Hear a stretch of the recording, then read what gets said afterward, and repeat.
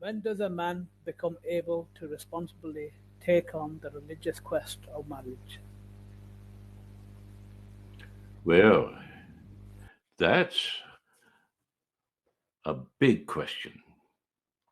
That's a big question. And you have to be able to keep your promises as a man. A man who cannot keep his promises is not yet a man. So you have to have a history of promise keeping before you take a wife. Because what woman in her right mind is going to believe your promise if you can't prove it and you don't have a history of keeping your promises? And if she does take you as a husband without such a history, you see, she's not in her right mind. And so the two of you deserve each other, and you deserve the fitna that you're going to enter into. You see, you don't want to bring that to the marriage bed. So you want to be able to keep your promises. Now, there's there are rites of passage that have been practiced in Africa, for example, for a long time, and it was clear that the Prophet Muhammad was aware of these rites, and there are certain things that a man had to do before he earned the right to marriage. This was also the case with uh, medieval academics, for example. That's where you get the term bachelor degrees. Um, you had to get your bachelor degree, and before you could take a wife, you had to prove that you had a certain intellectual acumen, and you were able to accomplish something in the world of letters. The same with a training in the trades. You entered as an apprentice, and then you go up to the scale and you become a craftsman. And when you become a craftsman, it takes maybe 10, 12 years to get to that point. It's only when you become a craftsman that you earn a salary, you see. And once you start earning a salary, that means that you're taking part in the guild.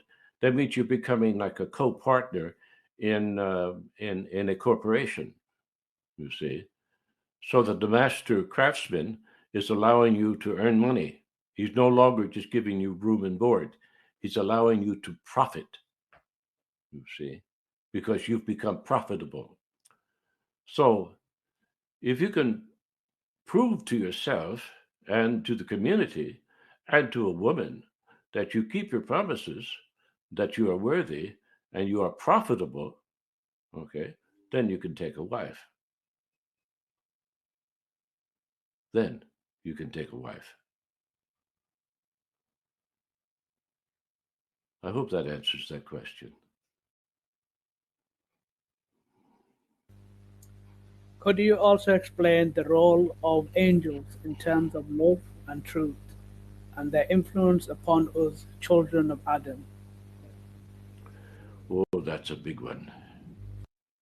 I'm not so sure that I'm qualified to answer that completely. I may be qualified by some degree of experience to begin to open the door to an answer there. The angels are responsible for communication. Uh, you see, it's not just in the Quran that the term for messenger is used, it's also used uh, in the Judeo Christian scriptures. And the messenger is someone who carries a message.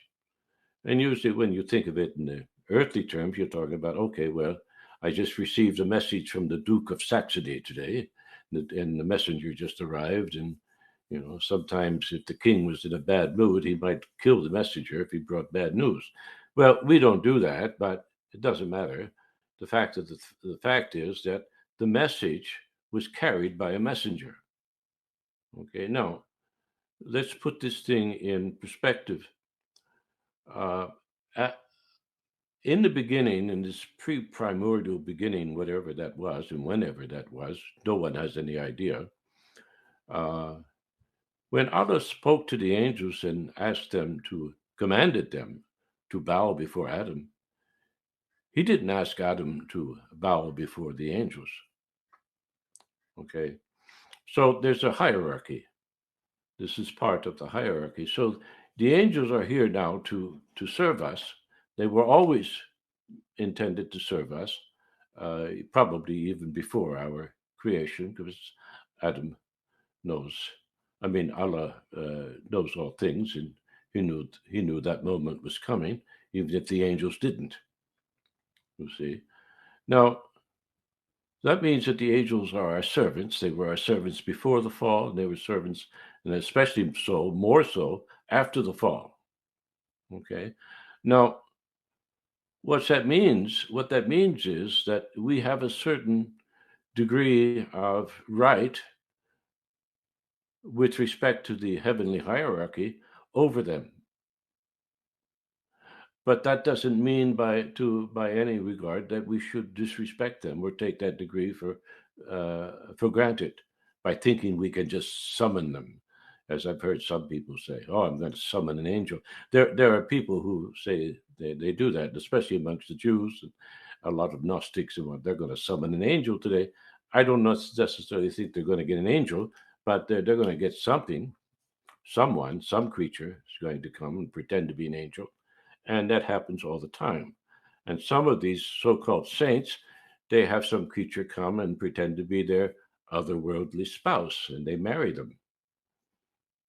How that happens, I don't even want to entertain an imagination. Okay, but it does happen. It is recorded history in certain esoteric circles. So the angels, they are here to serve us, and what are they to hear? Well, they're just servants of Allah subhanahu, just like we are. And you think of it as a military hierarchy, one general to another general in times of war, they're really dependent upon communication. And if we're always in a constant jihad with ourself, overcoming our lower nature and overcoming the nature of enemies of Allah subhanahu wa ta'ala out there in the world, which is part of the trial of being God's servant here on earth. It's a test. We have to have communication. Now, the Ummah doesn't have this communication. I know it for a fact. They don't have our alim. They don't have the advantage of this communication because if they did, they would not have lost dominion. They would not be confused by organized evil, the organized evil of the Jesuits or the Illuminati or whoever you want to call them, these elitists who are leading the entire world right into hell. Our alim would not be confused by them. They would not be standing on the stage holding hands and praying with them. They would not do this because the angels would forbid it. They would have communication with the angels. The angels would tell them, no, that's the sunnah. Is it not? Of course it is. It's the sunnah. Muhammad had Jibril come to him on several occasions and say such and such and such and such and warn him about so and so. And what it happened all the time. Of course it did. But why is it that not happening now with the Ummah? It's not. It's not happening with our leaders because they are not guided. They are not receiving angelic discourse. They are not getting the dreams and the visions that would prevent them from leading the Ummah into the COVID lizard's hole. They would not do that because they would know better. They would be informed. Angels are here to communicate with us. They are here to communicate wisdom and knowledge and truth. It should be nesting in the trees, in their branches, and it is not. Now, the prophet made it very clear that he left behind, what was it, 149th or 139th, the gift of prophecy? These dreams and visions. I've had them.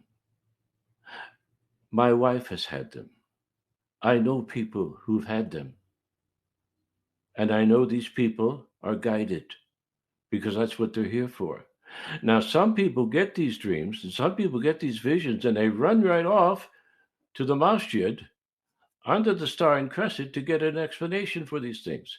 You're not going to find it there because the angels are not going to communicate it to your imam there. You're not going to get an answer. It won't happen. They won't enter that building.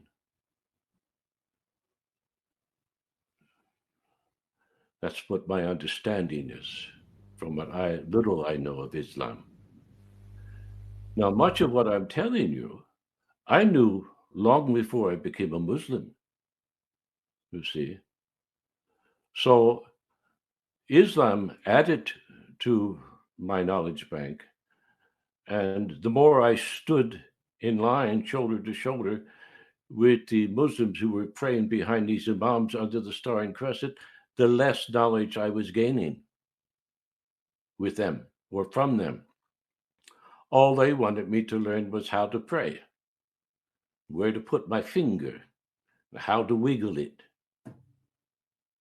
how to bow, how to stand, and when to do this and when to do that. This is all legalism.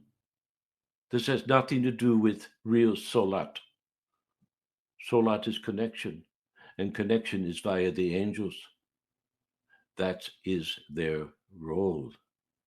That's what they do. So, remove yourself from idolatry, remove yourself from disobedience to Allah, and listen to the angels because they do call your name on occasion. I've heard them call my name twice in my life. And I wouldn't trade either of those moments for anything.